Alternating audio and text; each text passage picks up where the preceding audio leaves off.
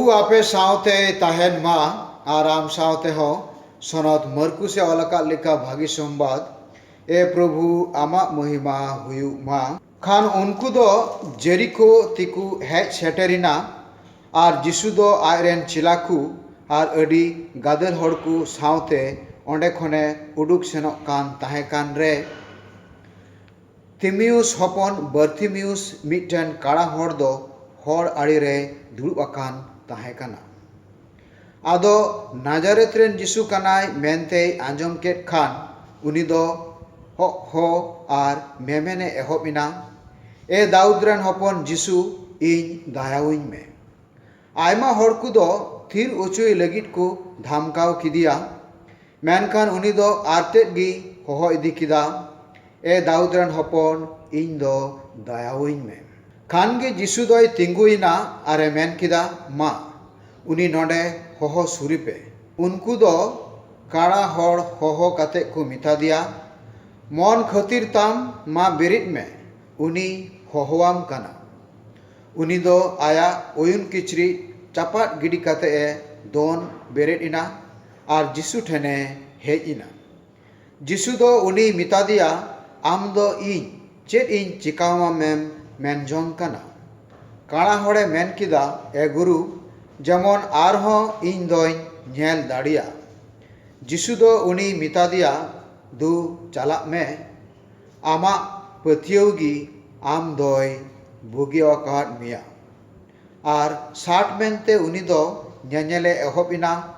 Are हर हरते उनिये पांजा किदिया नोआगी आबु लगी प्रभु जिसु ख्रिस्टा भागी संबाद दो ख्रिस्टान दुलड़िया बुहा मिश्रा को नोआय तिहिं नोआ भागी संबाद होते ते उका कहिनी बुन आंजम के मिट्टे काना हड़े बुगियन आर नोआ रदो आबो बुन नेलिदा जे नुई काना हड़ जिसु बाबते लाहा खोए बाडाय कान तहेआ आर उना इयते तंगी तड़ा रे ताहे काना तीन रे उनी नोआ डहारते हजुआ मेनते आदो उनाते बुन नेला ओका जुखे आम दो अकोयटा ईश्वरम होहोवाय काना आमरेन ईश्वरा मुठुन दो चेत काना आर आमरेन ईश्वर ओकाल का दाड़ी मिना ताया तबे नुई दोय बाडाय कान थेया जिसु इने होहोइं खाय से जिसु ठे इनिन चलाव लेन खाय इन दो काना दो आदो बोइन तहेना बीच कम नेल नाम ना दाड़ी हुयु तिñu आर उना खातिर ते उना आतुरे बाडाय के खाय जिसुई पारम चलाक खाना आदो उनी होहोय एहोब इना दाऊद रेन हपन जिसु दायाविन में आदो ओका जुखे आबु नोआ आबुआ हारन रेबुन ताहेना कष्ट रेबुन ताहेना मेखान ईश्वर दा आबु बाबुन होहोया आमेम रुवक काना बोहो हासुएत मेया मेखान अकोय हो बाम लयाकु काना आमरेन गिद्रो होय रुवक काना ओड़ा रेन हड़े रुवक काना मेखान आमरेन गाती पेड़ा अकोय हो बाम लयाकु काना आर उनका तेबुन नेला जे आबुआ आतुरे आयमा हड़ बेगोर रानते को गजोक काना चिदा उनी बाय रोड़े तबे नुई काना हड़े लैदा दाऊद रेन हपन जिसु दायाविन में आदो आबु नुका बाबुन रोड़ खाय बाम लई खाय तबे आमा ओकाटा मुश्किल आमा ओकाटा कष्ट आमा ओकाटा हारन आमरेन गाते पेड़ा से गुतियो से आम आडे पासरे जहाय मिना को चिकाते को बाडाया आदो उना इयते बुन नेला नुई नोआ बाडाय केते जिसुई होहोवाय काना आर नुई जिसु नुई दोय बुगी किदिया आदो उनका गी नोआ हारन कष्ट रे आबु जखन बुन पाड़ा काना नोआ हारन कष्ट आते चेत आम दो ईश्वर टे एम हजुक काना चेत आम दो आमा हारन कष्ट जिसुम लयाय काना एते हारन कष्ट दो जिंगी रे से घारंज रे हजुक गया से दुख कष्ट दो जिंगी रे हजुक गया मेनखान ओना ना डाहार चिकाते आमेम बुगी आरुया ओना दो ईश्वर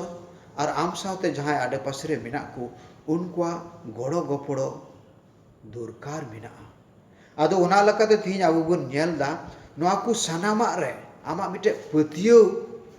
बाम तहन खाय आम दो बाम मजोआ आम जुदी Amte balm पतियोआ in दोइन बुगिआ in दोइन भागिआ in दोइन नापाय रुवड़ोआ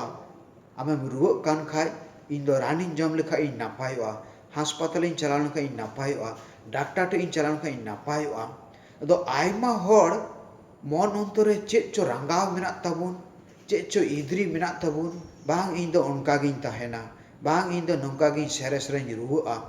are ओना लकाते आबो आतु करे आयमा हर रुआ दो पासे नासिया गिया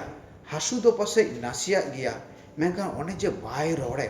ओने जे बाय लये ओने जे गड़ो बाय खोजोग खान आर उनका लेकाते आयमा हर रुआ रुआ तको जाड़ाव चाबाव काना आर ओनाते आयमा हर को गजोग काना चिदा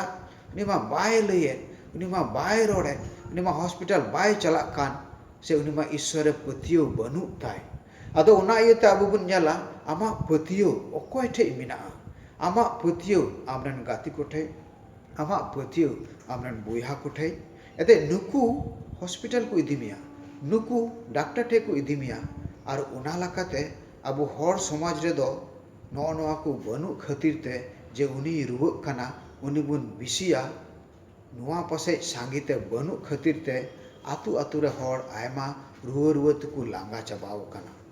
आदो ओना इयते नोय जे आबो जिसु बुन पांजाय दे नोय जे जिसुआ डाहार बुन साब दोहो आकाद तबे ओना हो मिटेन अडी मोज डाहार काना तबे ऑक्ते ऑक्ते रे जिसु होहोवाय ऑक्ते ऑक्ते रे ईश्वर होहोवाय आर नोआ कष्ट ऑक्ते रे हारुन ऑक्ते रे आम तिना गड़म सिंद्राया ओना लकाते आम नापाय आरु आम मौज आरु आम आमा अंतर लकाते आमा हड़मो लकाते आमा रोड़ लांदाते आर आमा सगैते।